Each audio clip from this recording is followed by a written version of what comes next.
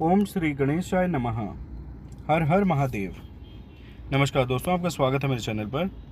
श्रावण माह महात्म्य का 13वां अध्याय, दूरवा गणपति व्रत विधान। सनत कुमार बोले, हे भगवान, किस व्रत के द्वारा अतुलनीय सौभाग्य प्राप्त होता है और मनुष्य पुत्र पौत्र धन ऐश्वर्य तथा सुख प्राप्त करता है? हे महादेव, व्रतों में उत्तम उस व्रत को आप मुझे बताएं। ईश्वर बोले, हे सनत कुमार, तीनों लोकों में विख्यात दूरवा गणपति व्रत है। सर्वप्रथम भगवती पार्वती ने श्रद्धा के साथ इस व्रत को किया था। हे मुनि सत्तम, इसी प्रकार पूर्व में सरस्वती, महेंद्र, विष्णु, कुबेर, अन्य देवता, मुनिजन, गंधर्व, किन्नर, इन सभी ने भी इस व्रत को किया था।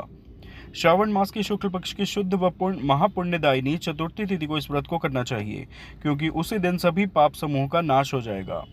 चतुर्थी के दिन स्वर्ण पीठासीन स्थित एकदंत गजानन विघ्नेश की स्वर्णमयी प्रतिमा बनाकर उसके आधार पर स्वर्णमय दूर्वा को व्यवस्थित करने के पश्चात विघ्नेश्वर को रक्त वस्त्र से वेष्टित ताम्रमय पात्र के ऊपर रखकर सर्वतोभद्र मंडल में रक्त पुष्पों से अपामार्ग, शमी, दूर्वा, तुलसी, बिल्वपत्र, इन 5 पत्रों से, अन्य उपलब्ध सुगंधित पुष्पों से, सुगंधित द्रव्यों से, फलों से तथा मोदकों से उनकी पूजा करनी चाहिए और इसके बाद उन्हें उपहार अर्पित करना चाहिए। इस प्रकार अनेक उपचारों से भी गिरिजापुत्र विघ्नेश की पूजा करनी चाहिए। इस प्रकार कहें, सुवर्ण निर्मित इस प्रतिमा में मैं विघ्नेश का आवाहन करता हूँ, कृपा निधि पधारें। इस सुवर्ण में सर्वोत्तम रत्न जटित सिंहासन को मैंने आसन के लिए प्रदान किया है, इसलिए विश्व के स्वामी इसे स्वीकार करें। हे उमासुत, आपको नमस्कार है। हे विश्व व्यापिन, हे सनातन, मेरे समस्त कष्टों को आप नष्ट कर दें। मैं आपको पाद्य समर्पित करता हूँ। गणेश्वर, देव, उमापुत्र तथा मंगल का विधान करने वालों को यह अर्घ्य प्रदान करता हूँ। हे भगवान, आप मेरे इस अर्घ्य को स्वीकार करें। विनायक, शूर तथा वर प्रदान करने वाले को नमस्कार है, नमस्कार है। मैं आपको यह अर्घ्य समर्पित करता हूँ, इसे ग्रहण करें। मैंने गंगा आदि सभी तीर्थों से प्रार्थना पूर्वक यह जल प्राप्त किया है। हे सुर पुंगव, आपके स्नान के लिए मेरे द्वारा प्रदत्त इस जल को स्वीकार कीजिए। सिंदूर से चित्रित तथा कुमकुम से रंगा हुआ यह वस्त्र युग्म आपको दिया गया है, आप इसे ग्रहण करें। लंबोदर तथा सभी विघ्नों का नाश करने वाले देवता को नमस्कार है। उमा के शरीर के मल से आविर्भूत हे गणेश जी, आप इस चंदन को स्वीकार करें।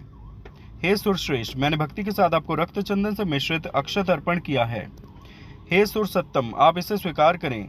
मैं चंपा के पुष्पों, केतकी के पत्रों तथा जपा कुसुम के पुष्पों से गौरी पुत्र की पूजा करता हूँ। आप मेरे ऊपर प्रसन्न हों। सभी लोगों पर अनुग्रह करने तथा दानवों का वध करने के लिए स्कंद गुरु के रूप में अवतार ग्रहण करने वाले आप प्रसन्नता पूर्वक यह धूप लीजिए। परम ज्योति प्रकाशित करने वाले तथा सभी सिद्धियों को देने वाले आप महादेव पुत्र को मैं दीप अर्पण करता हूँ, आपको नमस्कार है। इसके बाद गणा नाम त्वा इस मंत्र से मोदक, 4 प्रकार के अन्न, पायस तथा लड्डू आदि का नैवेद्य अर्पण करें। मैं आपकी मुख शुद्धि के लिए आदरपूर्वक कपूर, इलायची तथा नागवल्ली के दल से युक्त तांबूल आपको प्रदान करता हूँ। हिरण्यगर्भ के गर्भ में स्थित अग्नि के सुवर्ण बीज को मैं दक्षिणा रूप में आपको प्रदान करता हूँ। अतः आप मुझे शांति प्रदान कीजिए। हे गणेश्वर, हे गणाध्यक्ष, हे गौरीपुत्र, हे गजानन, हे इभानन, आपकी कृपा से मेरा व्रत पूर्ण हो। इस प्रकार आपने अपने सामर्थ्य के अनुसार विघ्नेश का विधिवत पूजन करके उपस्कर निवेदित सामग्री सहित गणाध्यक्ष को आचार्य के लिए अर्पण कर देना चाहिए। उनसे प्रार्थना करें, हे भगवान, हे ब्राह्मण, दक्षिणा सहित गणराज की मूर्ति को आप ग्रहण कीजिए। आपके वचन से मेरा यह व्रत आज पूर्णता को प्राप्त हो।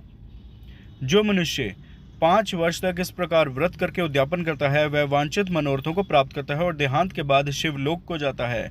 अथवा 3 वर्ष जो इस व्रत को करता है, वह सभी सिद्धियां प्राप्त करता है। जो व्यक्ति उद्यापन के बिना ही इस उत्तम व्रत को करता है, विधि के अनुसार भी उसका जो कुछ किया हुआ होता है वह सब निष्फल हो जाता है। अब उद्यापन विधि बताई जाती है।